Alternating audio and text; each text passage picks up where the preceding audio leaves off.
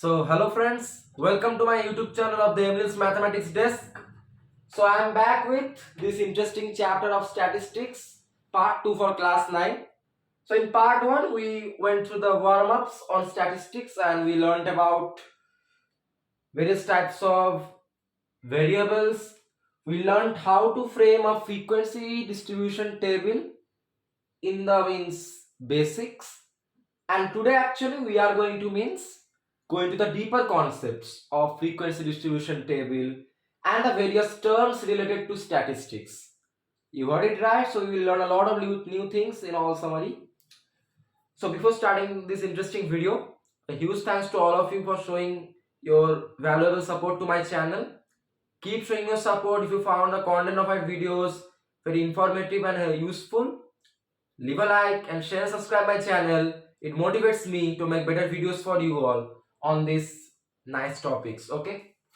So statistics, we are already through the basics. So we are now going to see at the very beginning a sum on frequency distribution table. So in the previous day, if you remember, we did like a sum of 24 students marks were given and some class intervals were given to us. Using that, we had to frame a frequency distribution table. If you see my last video, you can observe that. So what I told you, when you are being given the class intervals, those are your data column, means datas actually. So let us see what is the question first of all. So 30 students gave an exam and their marks are as follows. 30 students marks. And you remember how to form a frequency distribution table? Data, tally, frequency. I am already drawing a rough one on this side. Tally writing rules, I hope you remember. For 1 to 4 only sticks, and for 5, 4 first of all, then from middle cut it down 5, and greater than 5 first of all means write 5 in tally plus that number, suppose 7, then 5 plus 2, then 5 first of all, then 2, 8, 5, then 3, like that you have to do it. And the usage of class intervals is like here 30 students marks will be there. So suppose some values will be repeated, but there can be suppose 20 separate values. So will you write 20 separate values and for each of them see how many times it has been used? No. Class interval helps us to arrange the numbers in a range of values so that our data column gets reduced and we get a compact table. It's like that. So things that look nice are preferred, right? So that's the use of your class intervals. Before going to class intervals, the 30 students marks are like this. Okay. So I don't know what was the maximum mark of the exam, but we'll still try to figure it out. Let's first write the numbers. And yeah, while we are calculating the values within a data class interval, we can't include the upper class limit, right? Suppose this is B. This is suppose the class interval. B is the upper limit, A is the lower limit. We can't include B if B is there in the set of numbers. So we can include from A up to the number 1 less than B. It's like that. Okay. We will see that in the question only. First of all, the marks. So it's like this. 4, 5, 6. Then you have 20, 34, 9, 18, 42. Many marks are there. 30 students marks. 14, 30, 19, 29, 11.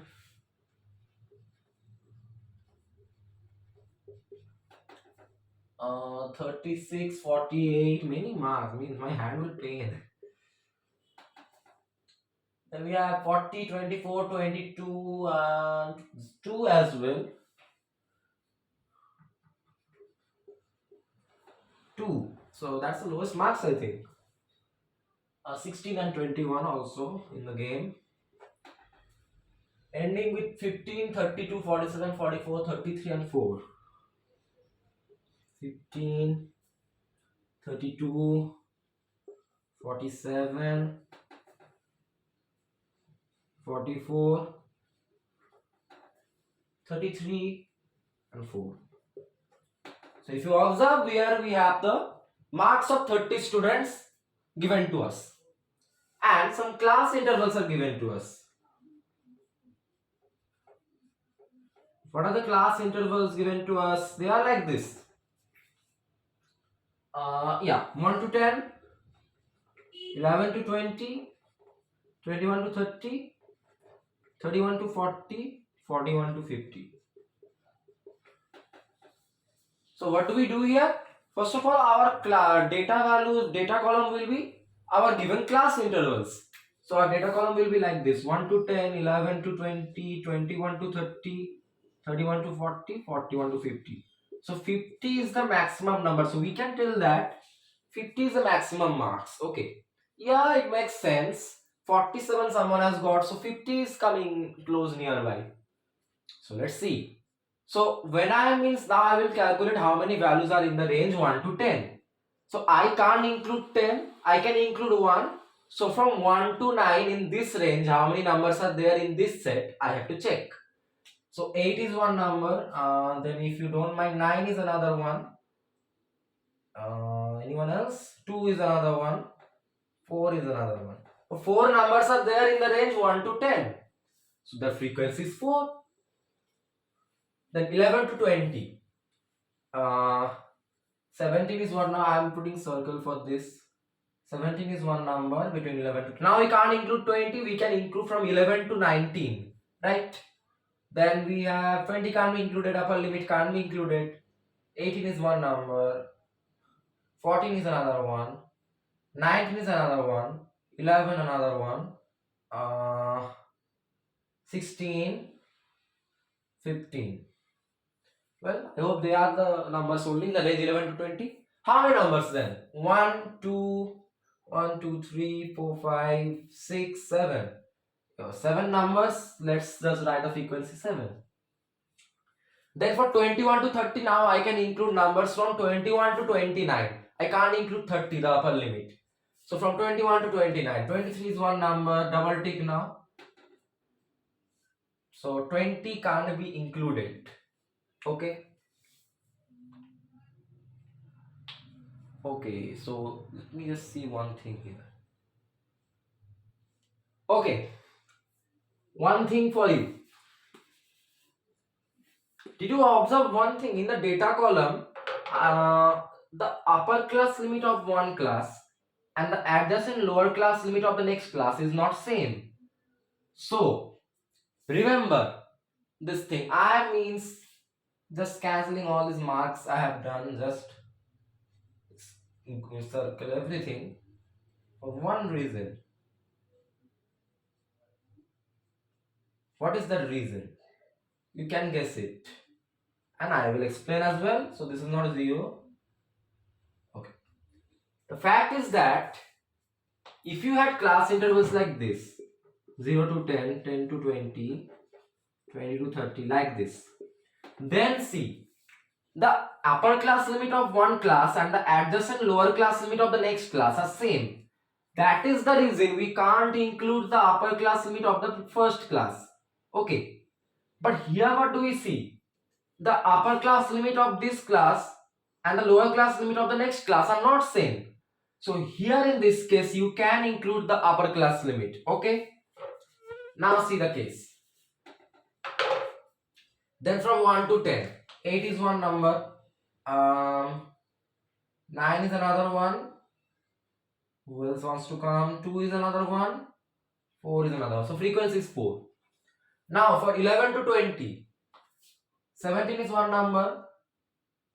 20 can be included. Since the lower class, upper class limit of one class and the adjacent lower class limit are not same, we can include both the upper class and lower class limits of each of the class intervals. Okay. So doing that, now I see 17 is one number, 20 is another one, 18 is another, 14 is another, 19 is also there, 11 is there, 16 is there, 15 is there.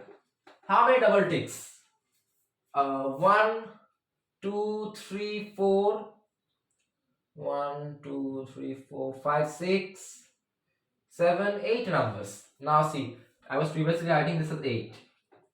Now for 21 to 30, both upper class and lower class limit can be included because the previous class is lower class limit, upper class limit, and this beginning class is lower class limit are not same. Similarly, this class is upper class limit 30 and the next class is lower class limit 31 are not same. So this class is lower and upper class limit can be included. So then checking. So 23 in one number. Then we have your 30 can be included. Okay, upper class limit can be included. 29 is another one. 24, 22, 21. Oh, this was only. Huh? I think so. So, yeah. How many circles? 1, 2, 3, 4, 5, 6. 6. Then 6 circles means this the number of values within 21 to 36. Then coming to 31 to 40, both can be included, 31 and 40. Then 33 is one number. Now I am putting like this. Then 34 is another. 36 is another one. 40 can be included. 32 is another one. 33 is another one. How many this equal to type signs are there? 1, 33 is there. 34 is there. 1, 2, 3, 4, 5, 6. Again 6.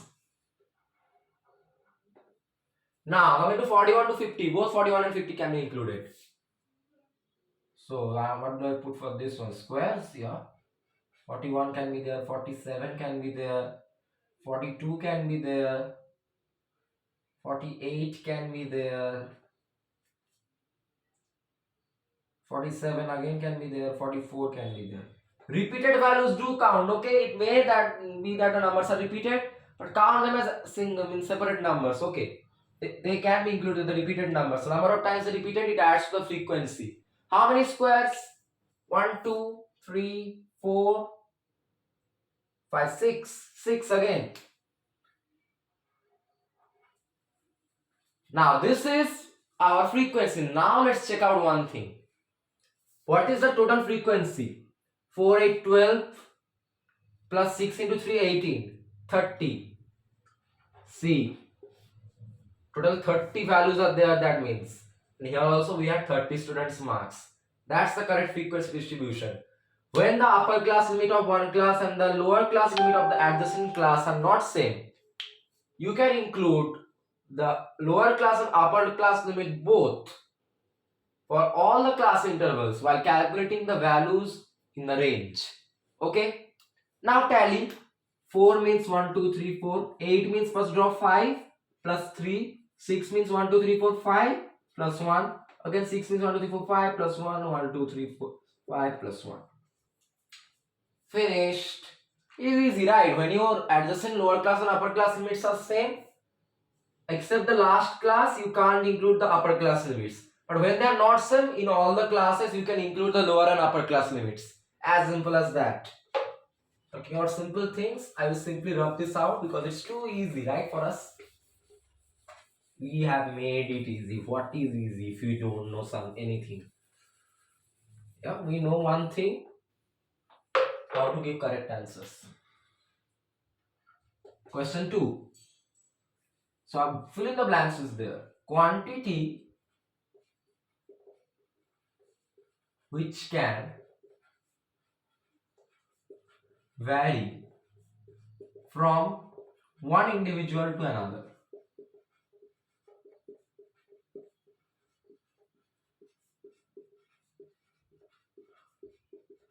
is called dash. So I'm explaining. Suppose I think that the best color in the world is blue. You think that the best color in the world is red. So the color choice in the best of the world is varying for both of us. Varying objects. What comes means which word can be formed with vary? Variable. The outcomes are variable for the best color in the world?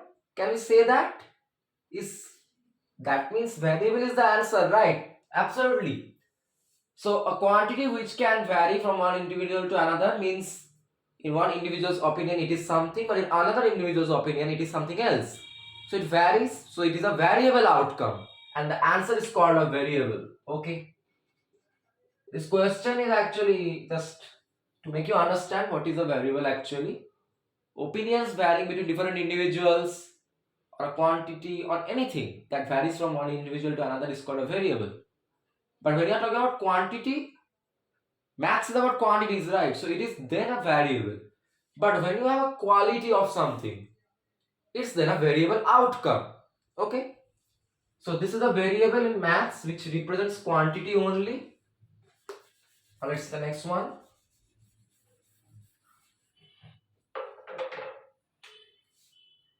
3 for the numbers. Some numbers are given to you. Okay. 7, 13, 6, 25, 18, 20, 16. What is the range?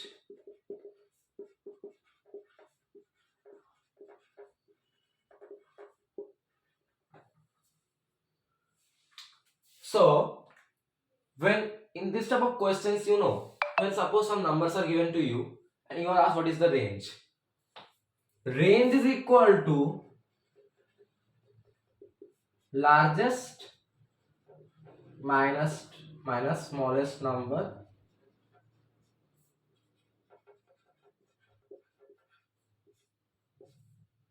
in a set of values.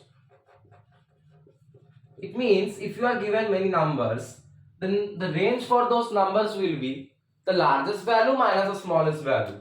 So what is the range here? Or range will be equal to, what is the largest value among these numbers? 25. It is the largest one. So 25 minus the smallest value among these numbers, it is 6, and it is equal to 19. As simple as that. But you have to know the concept, what is range, because questions don't come in this way.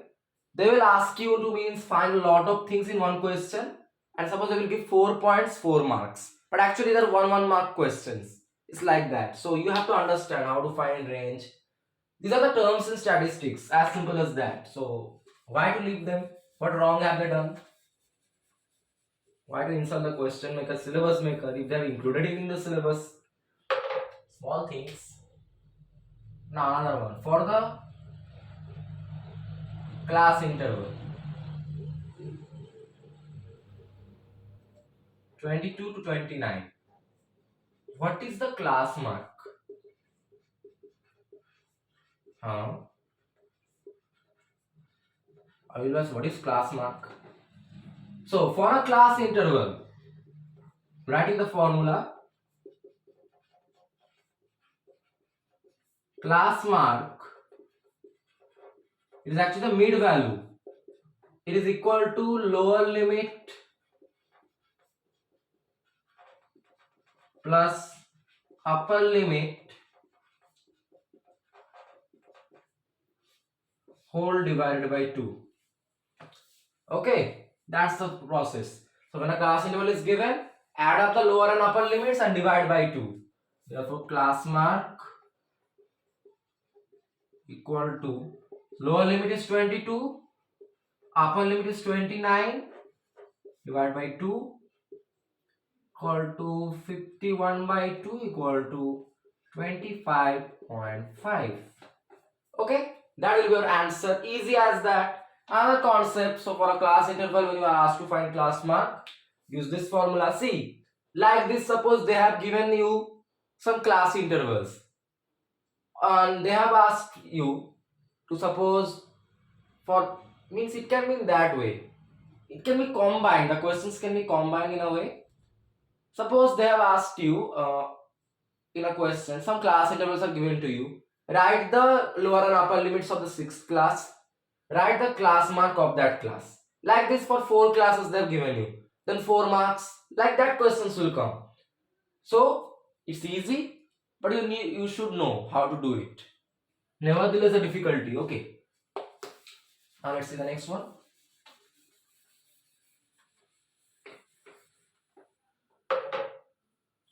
Okay, now some class intervals are given to us. For the class intervals,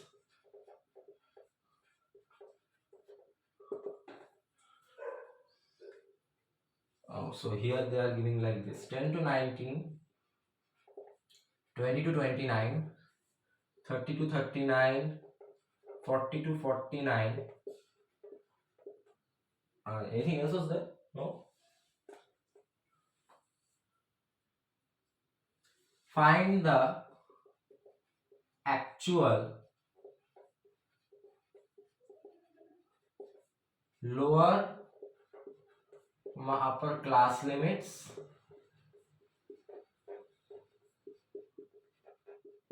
and class marks.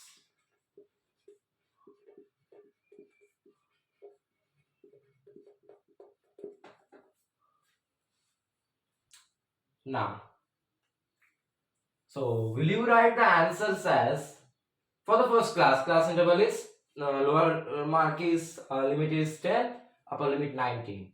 Next one, lower limit 20, upper limit 29. Wrong. So I means C. Here the class interval I am writing as CI. They're given like this: 10 to 19, 20 to 29, 30 to 39, 40 to 49. Like this it is given. Now another table I will draw. Actual class interval, CI. Another one, class mark. This is my table. Now I will solve accordingly. How? You will be telling, if this is the class interval, then what is the actual class interval? Is this fake? Not fake. It's not written in the correct order. What is it? Carefully observe. Here they are saying that the upper class limit of one class and the lower class limit of the next class is not same. But we need to keep them same. We need to make sure that the upper class limit of one class and the lower class limit of the next class must be same. Now what can we do? So this is a system for two adjacent class intervals. Okay, one adjustment factor is there. It is what you know, equal to upper class limit, sorry, lower class limit of the second class minus upper class limit of first class.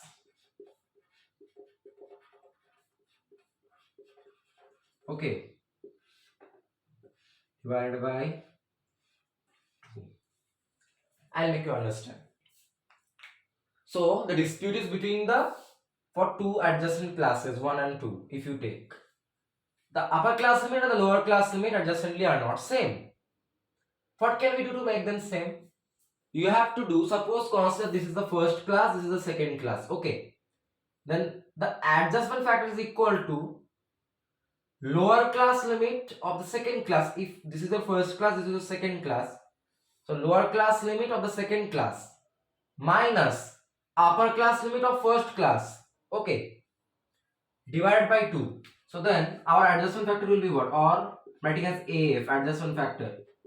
So our lower class limit of second class, okay, lower class limit of second class is 20, and Upper class limit of first class is 19 by 2 equal to 1 by 2, and it will be 0.5. Now you have found the adjustment factor. To find the actual class intervals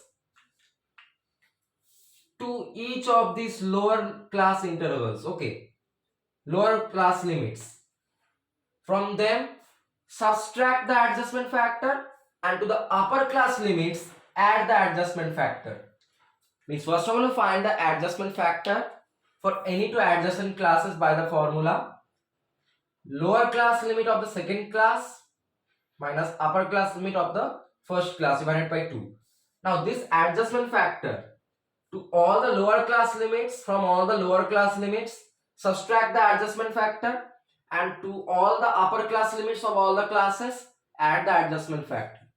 Then for this class 10 minus 10 to 19, to the from the lower class limit subtract the adjustment factor 10 minus 0.5 9.5, and to the upper class limit add the adjustment factor 19 plus 0.5 19.5. Similarly, to this 20 to 29 class, subtract 0.5 the adjustment factor from the lower class limit. Okay, then it will be 20 minus 0.5 19.5, and add 0.5 to the upper class limit 29 plus 0.5 29.5. Then for the class 30 to 39, subtract the adjustment factor from the lower limit 30. It will be 30 minus 0.5 29.5 to 39, the upper class limit, adds the adjustment factor to it 39.5. You have to subtract the adjustment factor from all the lower limits and add the adjustment factor to all the upper limits. That's the simple system. Similarly, for the last class, from this lower class limit 40, subtract this adjustment factor, you will get 40 minus 0.5 39.5, and then to this upper class limit 49, add the upper adjustment factor, you will get 49.5. Now see, the upper class limit of one class and the lower class limit of the adjacent class are same if you carefully observe. Means just trying to show you. See this. We have made them same. Are they looking same? Yeah? That's the way to do it. You have to just show that the upper class limit of the first class and the lower class limit of the second class are same. This is the process of adjustment factor class interval conversion, where you have to handle the adjustment factor for the first two classes only by lower class limit of the second class minus upper class limit of first class by 2. Get the adjustment factor for all the classes lower class limits, from them subtract the adjustment factor, and to all classes upper class limits add the adjustment factor. You will get respectively the actual class intervals, which will comprise of all the equal adjacent upper class limit and lower class limits. Okay, now class mark. So for this class mark will be lower plus upper limit by 2, 9.5 plus 19.5 by 2. What is it?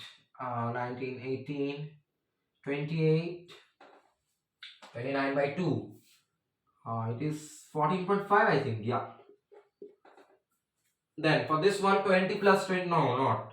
This actual class interval 19.5 plus 29.5 by 2. So it will be 24.5. As easy as that. For this one, 29.5 plus 39.5 by 2. 34.5. Easy. For the last one, 39.5 plus 49.5 by 2 equal to 44.5. That's the game. That's all you have to do in this sum. Use the adjustment factor like that I've shown you. From our lower class limits, subtract, to upper class limits, add, you will get the respective class intervals. Then do lower limit plus upper limit of the actual class intervals, and you will means simply by 2 you will get the class marks of each. Now it means in the question they have asked to find the actual lower and upper class limits. So these are the, for this class, the actual lower class limit. So for this class interval 10 to 19, the actual lower class limit is 9.5, upper class limit is 19.5. For this class, the actual lower class interval is class limit is 19.5, upper class limit is 29.5. And like that, keep writing for all of these classes the actual lower and upper class limits. Okay, class mark is easy, and that's the way to do it. Remember, add this one factor. Okay, now let's see the next one.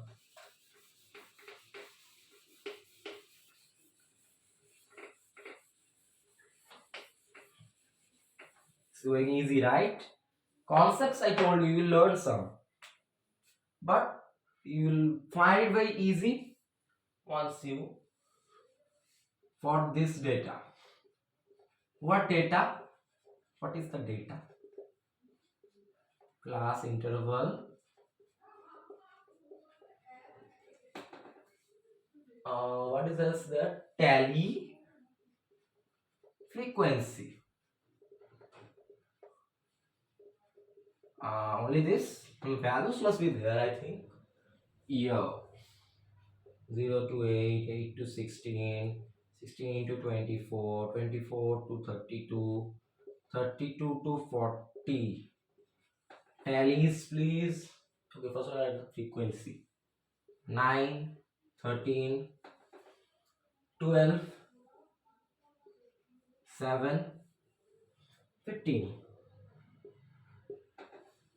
Tally is like that. 1 2 3 4 5, 1 2 3 4, 1 2 3 4 5, 1 2 3 4 5, 1 2 3, 1 2 3 4 5, 1 2 3 4 5, 1 2 12, 2 3 4 5, 1 2 7, 1 2 3 4 5 in 3 times. It will be 15, and that's the tally. So let me just draw it separately. Okay, it's like this, it's given somehow. Just try to understand. Yeah. For this data, form a cumulative frequency table. What on earth is that? Let's go step by step. So cumulative frequency table is in a simple form. First of all, the class interval. Okay, your data. First of all, the data column, which is class interval in this case, and in another side, cumulative frequency.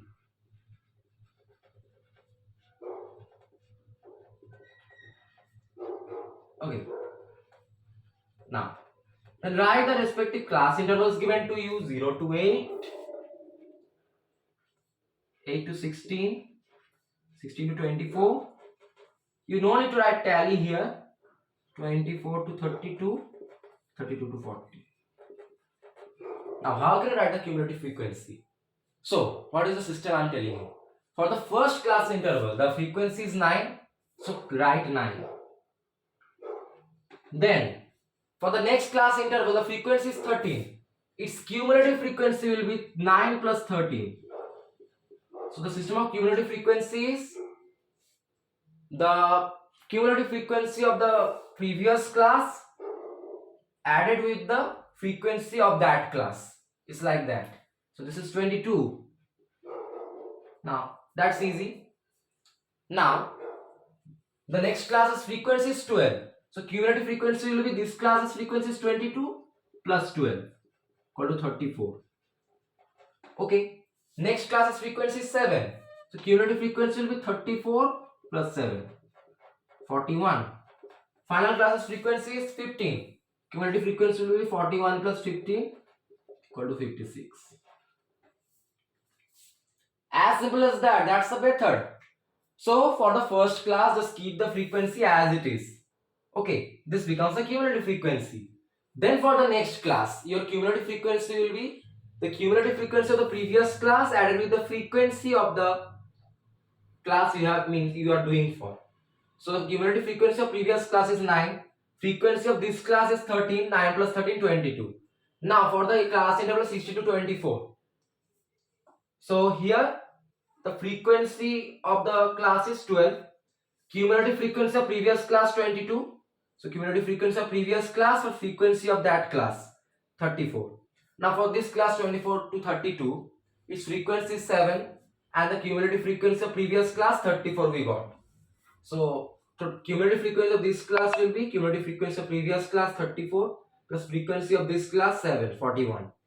And for the last one, the cumulative frequency of previous class 41 and with the frequency of this class 15 56.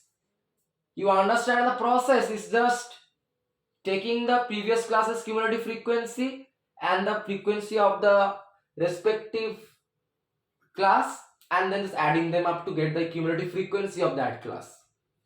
So it just keeps getting added. So 9, next class will be 9 plus 13 22. Next class 22 plus 12 34. Next class 34 plus 7 41. Final class 41 plus 15 56. It's a pattern. It's easy. It's the answer. Wow, what a good pattern, right? Just keeps added the previous one and the present one. Previous one, present one. Like that it goes on till the last. Quite easy. Except for the first one. The first one's cumulative frequency is the frequency of that class only. Okay? Easy stuff, right? Now you know what is cumulative frequency table. Now you'll be thinking, give us any sum of converting from frequency distribution table to cumulative frequency distribution table. We'll do in seconds. But I will not let you do that. I want you to do something else. I am giving you a cumulative frequency table.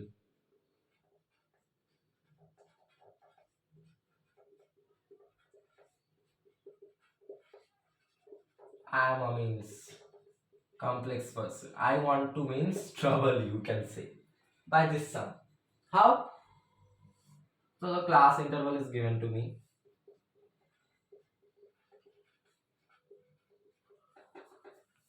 So it is 10 to 19, 20 to 29, 30 to 39, 40 to 49.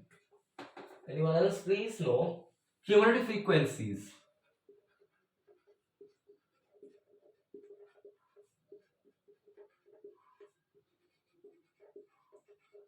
They are given to you. 8, next one is 19, next one 23, final one 30. Done. So then, form a FD table is frequency distribution table. Okay. For this data, form a frequency distribution table. What is the system then? First of all, data, which is your class intervals, then tally, then frequency. Okay. No issues with data column, will be the class intervals only. Let's write them.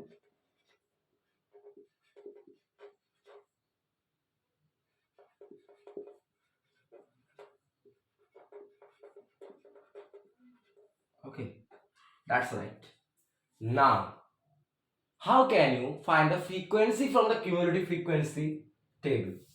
So, here also the cumulative frequency of first class equal to frequency of that class. Let it be 8. Then,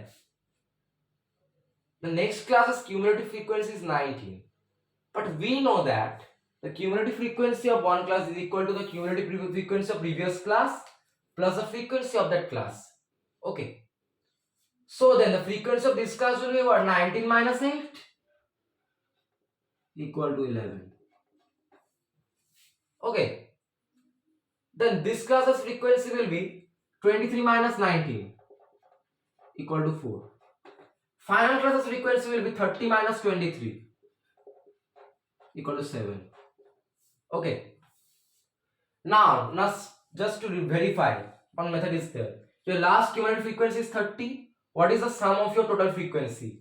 8 plus 11, 19 plus 4, 23 plus 7, 30. Alright. Now for the tally. 8 is there. 2, 3, 4, 5, 6, 7, 8. 11, 1, 2, 3, 4, 5, 6, 7, 8, 9, 10, 11. 4, 1, 2, 3, 4, 7, 1, 2, 3, 4, 5, 6, 7. Gone, finished. Goodbye. So what is the process then? First class's frequency equal to cumulative frequency. Done. Next class's frequency will be what? Cumulative frequency of that class minus cumulative frequency of the previous class. Gone. Next class's frequency will be cumulative frequency of that class minus cumulative frequency of previous class. Gone. That is the frequency. Final class's frequency will be cumulative frequency of that class minus cumulative frequency of the previous class. Finished. Goodbye. See you soon. It's that simple. So when you are doing from cumulative frequency to frequency, it's again very easy. Means adjacent cumulative frequencies are getting subtracted. Second minus first, third minus second, fourth minus third. First one remains as it is. For second one, second minus first. For third one, third minus second. For fourth one, fourth minus third. It's like that and it keeps going on. First one's cumulative frequency and frequency will be same. Okay, remember that. And that's quite easy. Quite a common concept. You can understand the pattern, I hope. This chapter is all about learning the concepts properly and you can be assured of full marks. I can guarantee you. So what do we have here now? Oh my god, what is this? They are giving us. So you know what is the value of pi? If I take for 50 decimal places, pi is a what do I say? A number after which after decimal places it has infinite values. We take up to 3.14. But what if I take up to 50 decimal places? Want to see a good pattern? See it. Now, see what I am writing. It's like this. Okay, my eyes are going to get destroyed after I write this. What is next? 2653.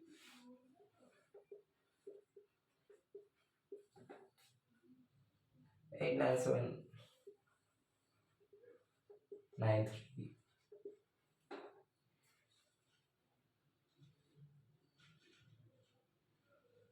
23846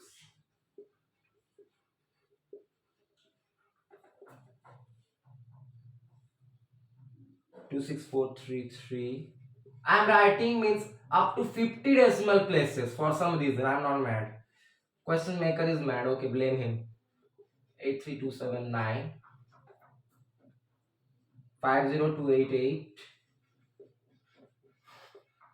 What a lovely number. 41971 69399 37510.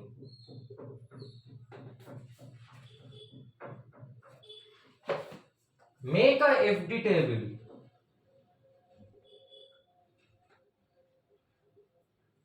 Sorry. FD table is frequency distribution table. For the decimal places,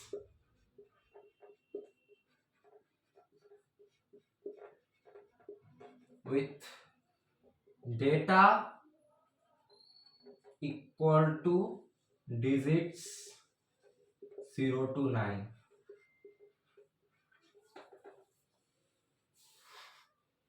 Now you tell me, does this sum make any sense?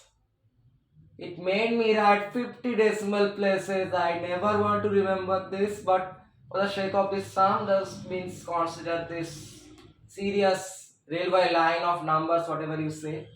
Remember pi's value only take up to 3.14 if you want to do healthy mathematics, okay? Now what is the format of frequency distribution table? Data, tally, frequency, gone. Now our data they are asking numbers from 0 to 9 digits. So then you have to now write separately 0, 1, 2, 3, 4, 5, 6, 7, 8, 9. Now see how many times 0 has been used. Just see. One time. Two times.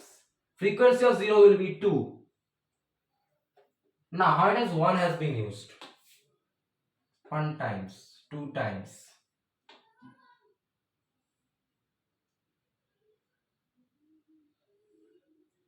3 times, 4 times, 5 times. It will be 5. Remember, total decimal places are 5. 5 times 1 is frequency of 1 is 5. Now see how many times 2 has been used. 1 time, 2 times, 3 times, 4 times, 5 times. Any more please? No, 5 times. So 5. Frequency of 2 is also 5. Now see how many times 3 has been used. Don't take this 3. This is except the decimal places. Okay. Only for decimal places. Once. Second time. Third time. Fourth time. Fifth time. Sixth time. Seventh time. Eighth time. So 3 has been used 8 times. Frequency of 3 is 8. Now see how many times 4 has been used. 1 time. 2 times. 3 times. 4 times. 4 times 4. Frequency of 4 is 4. Now see how many times 5 has been used. 1 time, 2 times, 3 times,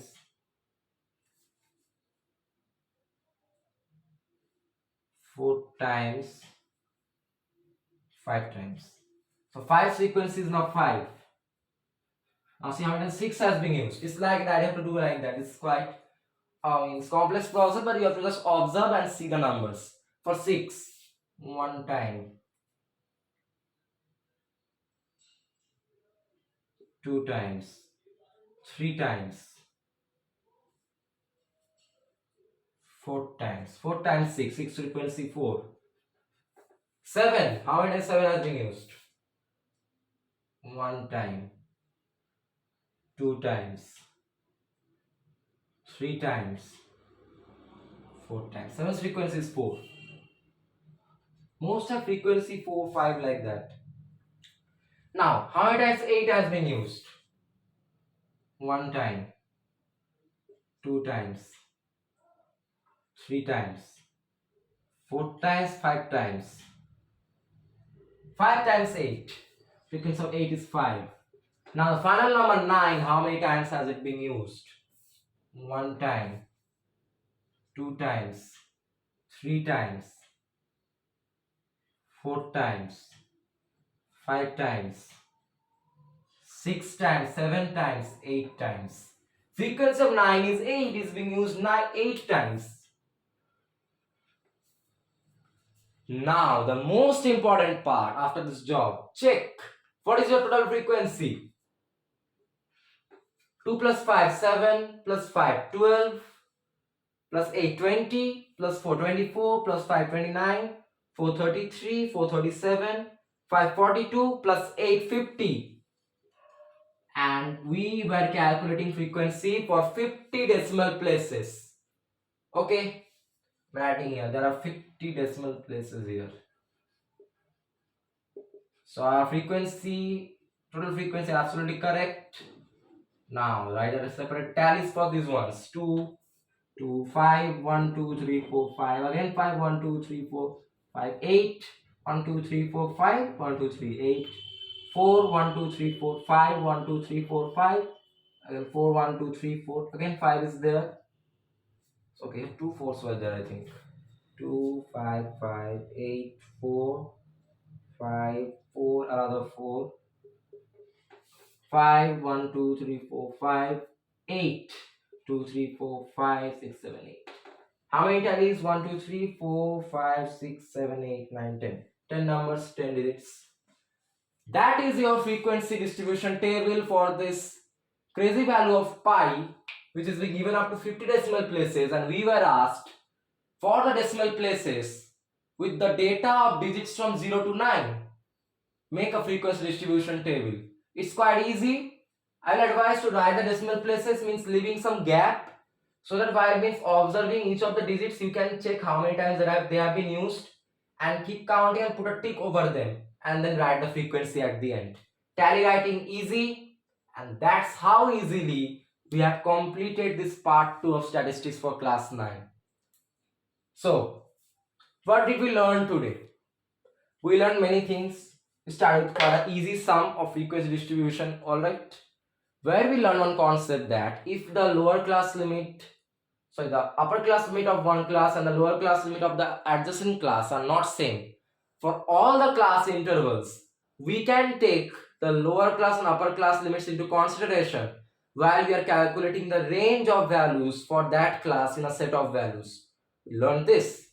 We learnt about class mark, which is the lower class limit plus upper class limit of a class interval by 2. We learned what is range of our values for a different means definite set of values. The range is equal to the largest value minus the smallest value. We learned about the adjustment factor, which is for two means classes with non-equal upper class limit and adjacent lower class limit. The adjustment factor is equal to the lower class limit of the second adjacent class, means for two classes the second class is lower class limit minus the upper class limit of the first class divided by 2. When you get the adjustment factor to all the given class intervals, from the lower class limits subtract the adjustment factor to the upper class limits, add the adjustment factors, and you will get the actual class intervals, which will comprise for two classes, for all the classes, equal upper class limits and adjacent lower class limits. Okay, that's the process. And we learned cumulative frequency, which is just means adding up the frequencies one out of the other, except for the first frequency it is equal to the cumulative frequency. For the next one it is equal to frequency of that class plus cumulative frequency of previous class, and in this format it keeps going on. For cumulative frequency to frequency distribution, the frequency of the first class will be equal to the cumulative frequency of that class. Next class's frequency will be cumulative frequency of that class minus cumulative frequency of previous class. Like this it keeps going on. We learned this, and this sum is nothing but observation power. It's tested quite largely here, and if you have that, you are the boss of this sum. In fact, you are the boss of this part 2. So that's it for part 2 of statistics for class 9. Meet you at part 3, where we will be starting graphs, frequency polygons, histograms. We will learn how to draw them. So it's going to be an interesting session, right? So let's wait for that. So till then, if you found my video on statistics part 2 for class 9 informative and helpful, and if all the concepts, whether small or important or large, anything, were clear and helpful for you, leave a like and share and subscribe my channel. It motivates me to make better videos for you all on these interesting topics. So then, see you in the next video, where I will be starting part 3 of various types of graphs for class 9 of statistics. Get ready for that video, so it's going to be interesting. Till then, with a lot of love from my side, take care and goodbye. Thank you.